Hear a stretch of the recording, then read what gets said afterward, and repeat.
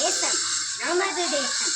வெள்ளையரை விரட்டி என் கை விலங்குகளை உடைத்து எறிந்தனால் தான் சுதந்திர தினம். நான் சுதந்திர காற்றை சுவாசிக்க மகாத்மா காந்தி, ஜவஹர்லால், சுபாஷ் சந்திர போன்ற எண்ணற்ற வீரர்கள் போராடினர். என் குழந்தைகளாகிய நீங்கள் அனைவரும் ஒற்றுமையாக இருக்க வேண்டும். பெற்ற சுதந்திரத்தை பேணி காக்க வேண்டும் என்பதே எனது உயர்ந்த இமயமலை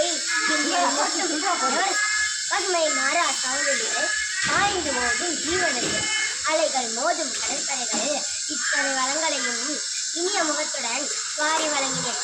ஆனால் இன்றைய காலகட்டத்தில் மக்களிடையே மனிதநேயம் குறைந்து சண்டை சச்சரவு அதிகமாகி நாட்டின் செல்வ செழிப்பை இழந்து இளமகள் ரசாயன கழிவுகளால் பாதிக்கப்படுகிறார்.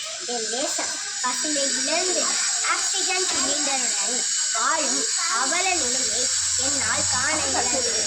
என் பிள்ளைகளாகிய நீங்கள் வாழ தேசத்தை மீட்கவில்லை.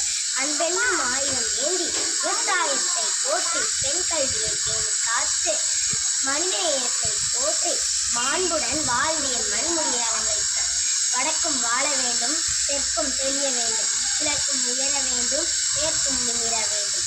பல மொழி பல மாநிலம் என்பது வேற்றுமை அல்ல, வேறு நாட்டிற்கு இல்லாத தனி பெருமை. தாய்நாட்டை நேசிப்போம், தாய்மண்ணை காப்போம். அந்தே மாதம். நன்றி, வணக்கம். அனைவருக்கும் குடியரசு